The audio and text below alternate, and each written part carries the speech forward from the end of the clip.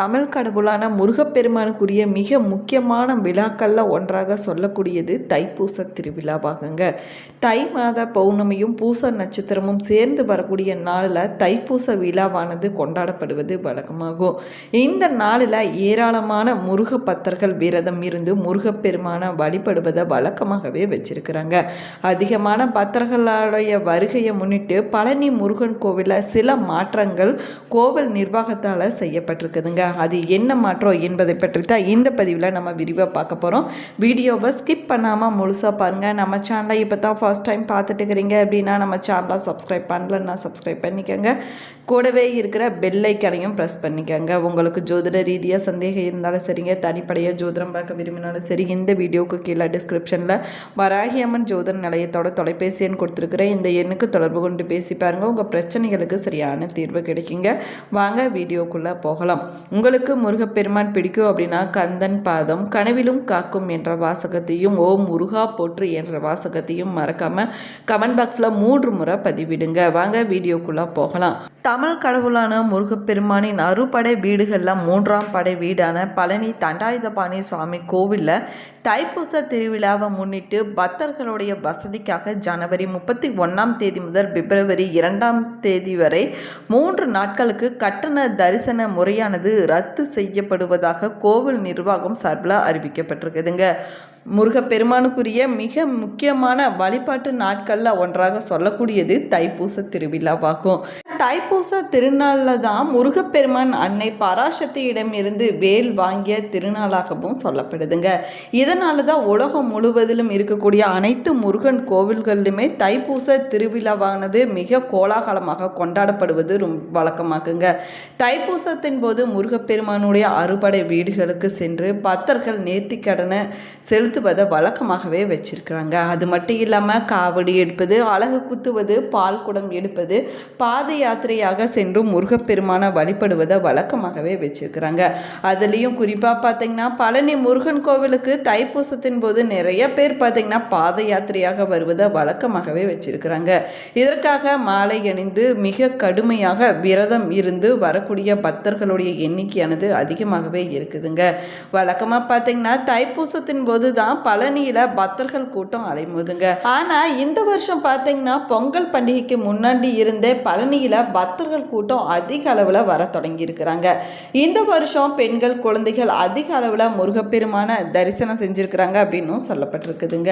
மேலுமே பார்த்தீங்கன்னா இந்த வருஷம் தைப்பூச திருவிழாவை முன்னிட்டு தமிழகத்தில் பல்வேறு மாவட்டங்களில் இருந்தும் அண்டை மாநிலங்களில் இருந்தும் லட்சக்கணக்கான பக்தர்கள் பாத யாத்திரையாகவும் காவடி எடுத்து பழனிக்கு வர தொடங்கி இருக்கிறாங்க. இனி வரக்கூடிய நாட்களில் பக்தர்களுடைய கூட்டம் மேலுமே அதிகரிக்க வாய்ப்புள்ளதாக சொல்லப்பட்டிருக்குதுங்க.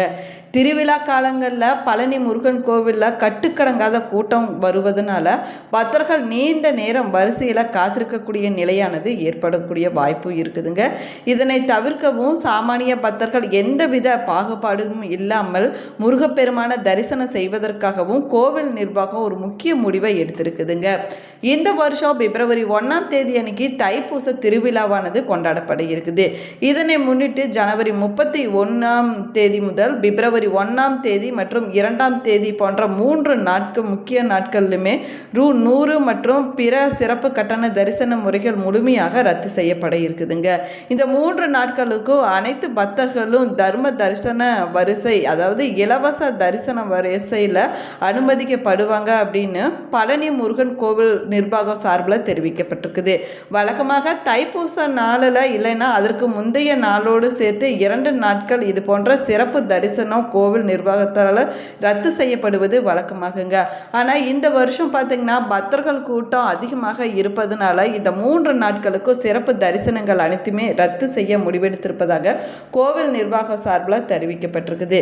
இதனைத் தொடர்ந்து தைப்பூச திருவிழாவில் கலந்து கொண்டு முருகப்பெருமான தரிசனம் செய்ய வரக்கூடிய பக்தர்களுக்கு தேவையான குடிநீர் வசதி, பாதுகாப்பு போன்ற ஏற்பாடுகள் கோவில் நிர்வாகத்தாராலேயும் போலீசாராலேயும் செய்யப்பட்டு வருது அப்படின்னு சொல்லப்பட்டிருக்குதுங்க.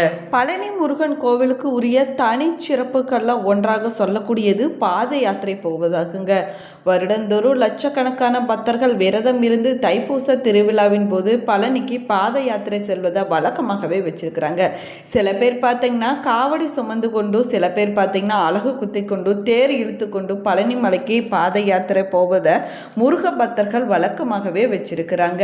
தைப்பூச திருவிழாவின் போது மிக முக்கியமான சிறப்பு வாய்ந்த வேண்டுதல்களாக பக்தர்களால் செய்யக்கூடியது காவடி எடுப்பதும் பாத யாத்திரையாக சென்று முருகப்பெருமான வழிபடுவதுமாகுங்க. இந்த 2 வேண்டுதல்களுக்கு உருவான தலம் பழனி அப்படின்னு சொல்லப்படுது.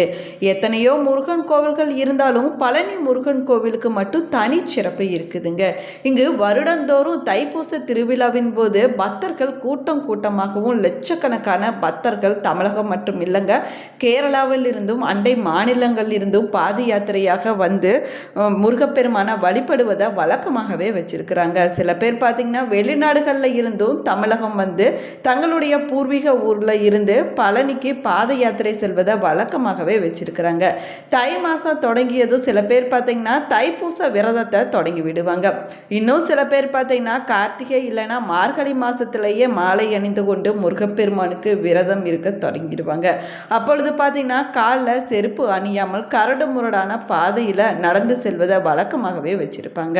பழனி முருகன் கோவிலுக்கு விரதம் இருந்து காவடி ஏந்தி பாத யாத்திரை சென்றோம் அப்படின்னா நம்முடைய வேண்டுதல்கள் அனைத்தையுமே நிச்சயமாக முருகப்பெருமான் நிறைவேற்றி வைப்பாருங்க. அதே போல் தீராத நோய் பிரச்சனைகள், திருமண தடை விலக, குழந்தை பாக்கியம் கிடைக்க பக்தர்கள் பாத யாத்திரை செல்வதை வழக்கமாகவே வச்சிருக்கிறாங்க. பல 100 வருடங்களுக்கு முன்னாடி இருந்தே பழனி கோவிலுக்கு நடந்து வந்து வழிபடக்கூடிய நடைமுறையை பழக்கத்தை ஏற்படுத்தி இருக்கிறாங்க நாட்டுக்கோட்டை நகர்த்தார்கள் அப்படின்னு சொல்லப்படுதுங்க. ஆண்கள் மற்றும் பெண்கள், குழந்தைகள் என குடும்பமாக நடந்து வந்து பழனி முருகனை வழிபடுவாங்களாம்.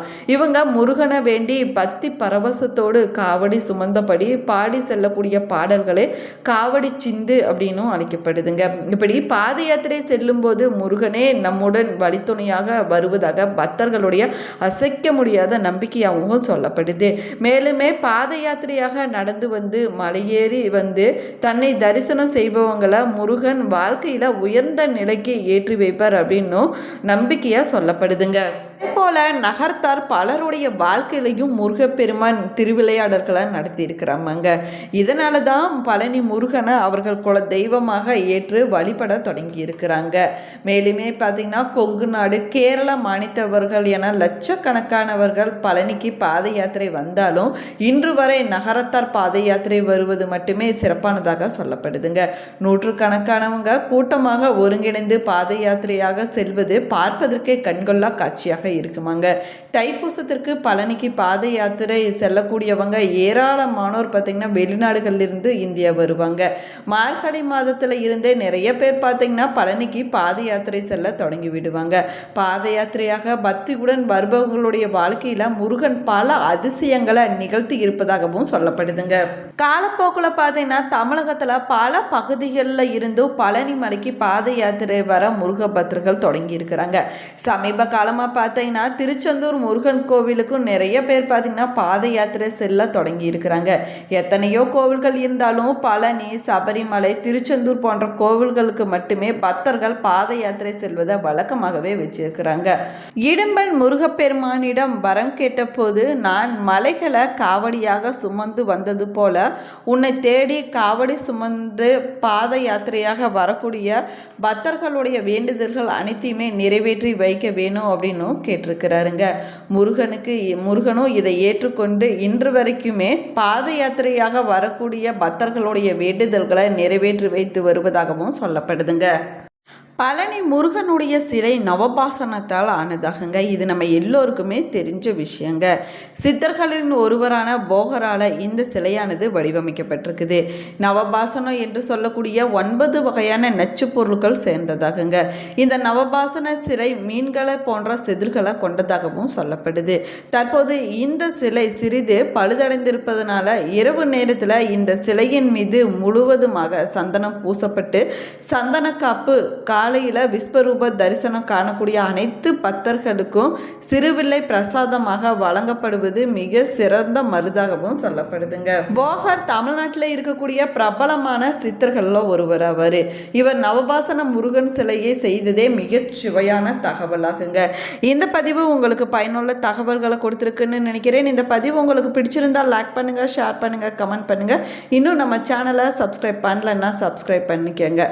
அப்போ தான் நம்ம போடக்கூடிய ஒவ்வொரு வீடியோவுமே உங்களோட நோட்டிஃபிகேஷனாக வந்து சென்றடையும். கூடவே இருக்கிற பெல் ஐக்கானையும் ப்ரெஸ் பண்ணிக்கோங்க. நீங்களும் பழனி முருகன் கோவிலுக்கு போயிருந்தீங்கன்னா உங்களுடைய கருத்துக்களை மறக்காமல் கமெண்ட் பாக்ஸில் கமெண்ட் பண்ணுங்கள். எத்தனை முறை போயிருந்தீங்க என்பதை மறக்காமல் கமெண்ட் பாக்ஸில் கமெண்ட் பண்ணுங்கள். Thank you friends.